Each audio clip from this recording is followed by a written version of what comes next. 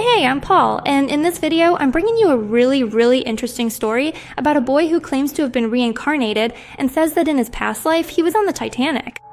It's a story that really surprised me, so I hope you enjoy it. Let's get started with this case. The story takes place in Madison, Wisconsin, United States. Susan got married very young, had a daughter named Teal with her husband John, and after 18 years, they had a son whom they named Jamie. Since he was born, Jamie was an adorable baby. His dad says he's the perfect son. He always looked very happy, very excited. He was a very curious child and loved learning new things. He learned how to do everything very quickly. He learned to eat by himself, use the bathroom, and walk before other kids his age. They described them as a very smart and advanced child. That's actually very common in cases of reincarnation, because since they've already lived before, they already have that knowledge, or it's easier for them to learn it again. Teal, his sister, is a forensic psychologist. There's a big age gap between them, so they didn't spend much time together, because Teal was about to start college when Jamie was born. Even so, they have a really beautiful relationship. Everyone in their family loved to swim. They loved the water, going to the beach, to lakes, anything to do with water. So they put a pool in their house. But Jamie didn't like water at all. He didn't like getting into the pool. Even when he was just on the steps, on the very first step, he would start to have a panic attack and get really scared. He would scream and scream for someone to get him out of the pool. And it wasn't a normal kind of fear. For example, I'm afraid of water. Maybe in my past life I also died by drowning or something like that. But I'm afraid of water. I don't know how to swim. I'm scared to learn how to swim. I don't like going into the ocean, but I could be in the pool. And when I was a kid, I could always be in the pool as long as I had my life jacket and floaties. But Jamie couldn't. He just couldn't stand being in the water. Even if he had a life jacket and his mom was holding him or carrying him, Jamie would have a panic attack. His mom said this. He would beg me to take him out of the pool. He would practically start choking me until I took him out. This isn't normal behavior for a child, especially not for a child who hasn't had any trauma with water. At least not in this life.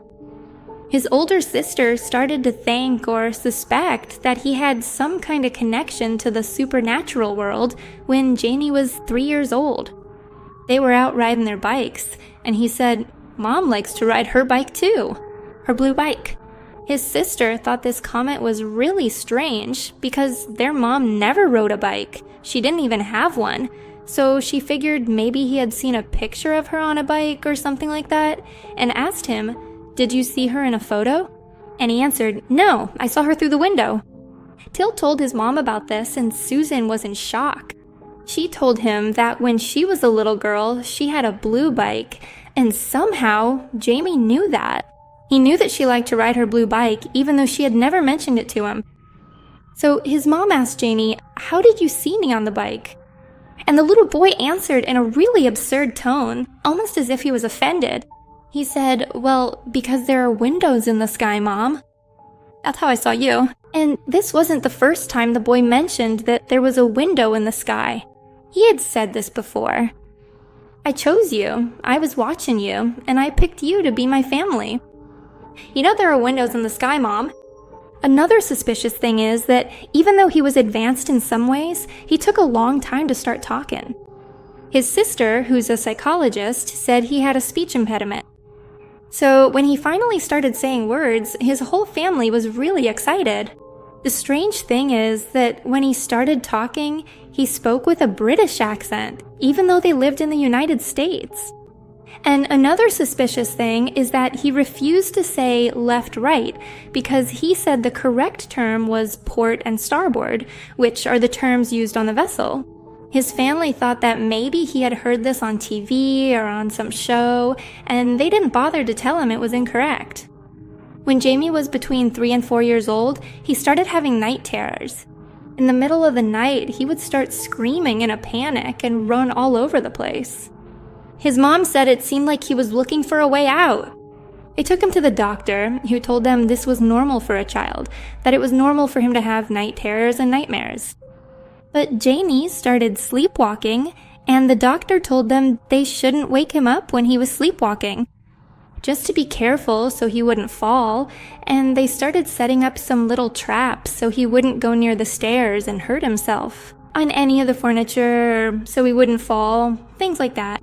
But they mentioned it was really hard for them to watch the little one suffer in his sleep and not be able to do anything, and these were severe panic attacks.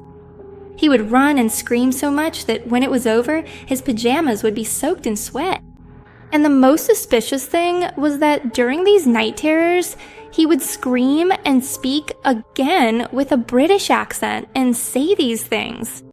"I'm drowning, there's too much water, we're gonna die." Night terrors usually happen as a response to trauma or stress. But Jamie was a 3-year-old boy. He hadn't gone through any traumatic experience, so his mom knew something was wrong with her son. On one occasion, his parents left the house and left Jamie with a babysitter. But when they came back, they discovered that Jamie was watching the movie Titanic, specifically the ending when the ship is sinking. Jamie was crying inconsolably, and his mom got upset with the babysitter for letting him watch that movie because it's not a children's movie. Even though Jamie cried when he saw the movie, he also started to become obsessed with the Titanic.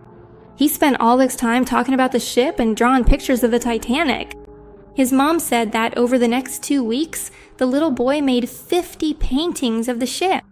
At first, she thought the movie had just really affected him, and it is an impactful movie, very emotional, sad, and what happened was a tragedy. But Jamie's obsession wasn't normal. It didn't matter who he was with, he would just draw pictures of the ship, at school, in his notebooks, and some of them were very detailed. With all the windows from different angles, and Jamie was only 4 years old. He had only seen the movie once, and yet he had hundreds of drawings of the Titanic. It's like he knew the ship by heart. And he would tell the story of how the ship sank, that it could have been prevented, and he would cry because he said the people working in the boiler room died first. But when he told the story, he would cry and cry a lot, saying, "It shouldn't have happened, it shouldn't have happened." He would also say things like, "They built it wrong. They knew it was wrong from the start and still made the trip." He would also cry, saying that when the ship hit the iceberg, the doors to the boiler room were closed and the workers couldn't escape. He said, "They died first, Mom. They died first. You don't understand." His mom would say, "Yes, baby, it's a tragedy." And he would scream, No, you don't understand. That shouldn't have happened. It was a mistake." And the whole situation was very difficult, not just for the little boy, but also for his family.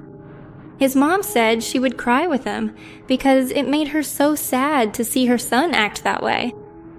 To be so frustrated about the Titanic as if he had lived through it himself. His mom started writing everything that was happening with her son in a journal, and that's how the whole story clicked for her. The boy said that he had been in heaven, that he could see people from above, through a window. He had night terrors about drowning, about water. When he saw the Titanic movie, he was extremely shocked and was also very afraid of water.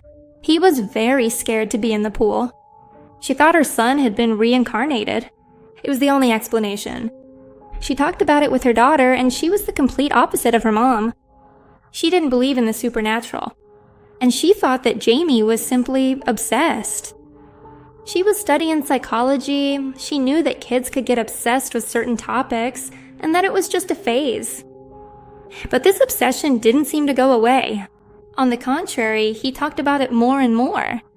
His mom was convinced that her son had been on the Titanic in a past life, and since he knew so much about the ship, she thought maybe he had helped build it.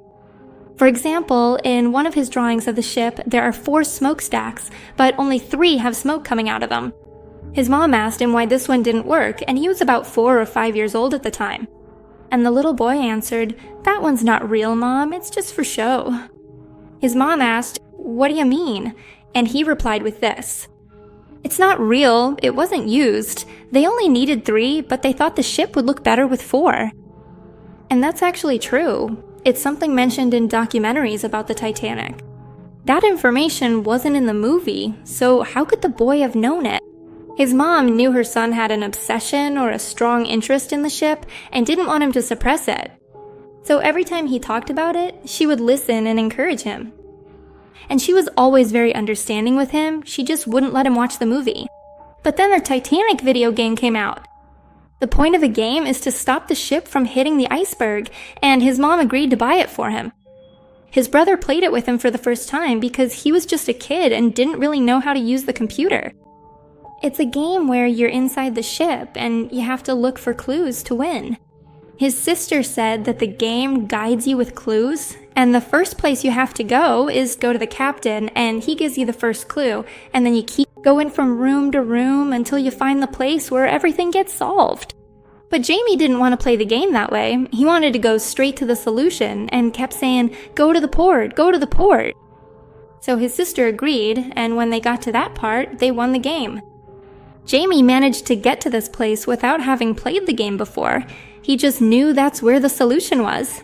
And it's not like the game had a top-down view or you could see which side was Mabor. You were inside, and he knew the exact path to get to the point he needed to go. Like, he knew the ship, like he had it memorized. His sister was skeptical up until that moment. She didn't believe in past lives, reincarnation, or anything paranormal. But when that happened, she was in shock. Now, she believed him too. She thought that what Jamie needed was to close that cycle of obsession. His mom started researching the topic a lot. She watched Titanic documentaries, looked up this whole history, and everyone involved in building the ship. She thought that if her son discovered his identity from his past life, it might help him bring closure to this whole chapter. It was a long process. They spent a lot of time researching, but it seemed that Jamie in his past life was one of the engineers who designed the ship. And they think he was a man named Thomas Andrews, who worked on building several ships from the same company as the Titanic. He was on board the ship, and when it started to sink, several people managed to escape on the lifeboats, but he decided to stay on the Titanic and die with it. He drowned during the sinking of the ship. He has been mentioned in documentaries, and it's also said that he was against the Titanic setting sail because it wasn't ready yet. They were rushing them to finish the construction because a date had already been announced and they wanted to meet it, even though the ship still wasn't ready. He was also the one who pointed out that there weren't enough lifeboats or emergency boats, but no one listened to him. The description of what Thomas Andrews said matched what Jamie was saying, and so months and months went by and his obsession continued. There was a Titanic exhibition touring some cities in the United States. They announced dates for Chicago. It was close by, so his family took him so he could see some of the ship's objects in real life. His sister thought this was a really good idea.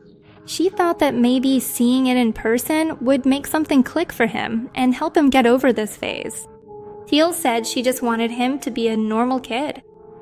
When they arrived at the exhibition, Jamie went completely silent and started looking at all the models and objects very closely. While other kids his age were running around, looking at the exhibition, but mostly playing and just being kids, after all, he was a little kid, only 5 years old. But Jamie was terrified. He started shaking and seemed to have a panic attack, so they left. That night, Jamie and his mom were alone in the house.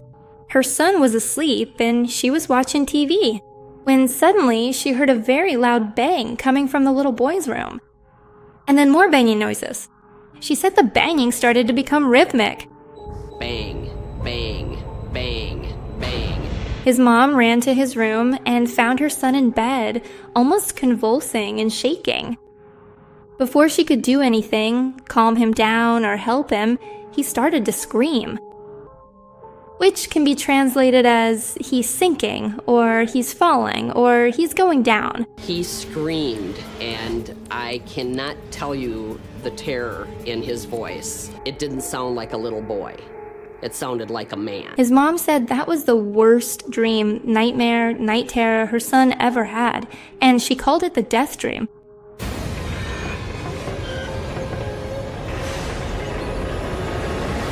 She regretted taking him to the exhibit because she thought that was what triggered it. Being so close to the Titanic, she figured instead of helping him, actually affected him. But after that terrible nightmare he had, his obsession started to fade. Before, he would mention it multiple times a day, but after that, he mentioned it once a day. then twice a week, and then once a month he would talk about the Titanic. And little by little, he started to get over it. His family was very happy that the little boy had gotten over his obsession. And in other reincarnation cases I've investigated, something similar usually happens. At some point, the child has some kind of connection with their past life, and that's what brings closure to that past life and allows them to start living their new life. In another case I covered a couple of years ago, it was a boy who said he lived on an island, and when they took him to that island, he recognized the whole place. He recognized his house and things like that. And after that trip, that's when he started to be free from his past life. It's also said that as the child grows older, usually after the age of 5, they start to forget their past life because they begin making new memories in their present life. The more they grow in their new life, the further away they move from their past life. Jamie stopped having nightmares. And here's a recent clip of him. My name is Jamie, and I'm 19 years old.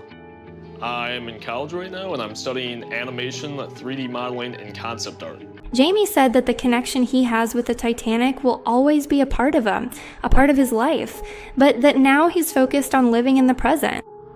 And that's all the information about this story. I hope you liked it. I found it really interesting. It's been a long time since I covered a reincarnation case, and while I was researching this one, I got really excited because it's a topic that fascinates me, so I hope you enjoyed it too. I'm going to be covering more reincarnation and paranormal cases, so if you have any suggestions, please leave them in the comments. And also, let me know your thoughts in the comments. Do you believe in reincarnation or not? And what do you think about this whole story of Jamie and the Titanic? If you liked the video, please give it a like. If you're not subscribed, you should subscribe and turn on the notification bell so you get notified every time I upload a new video. Just a reminder, I have a vlog channel in case you want to know more about my personal life.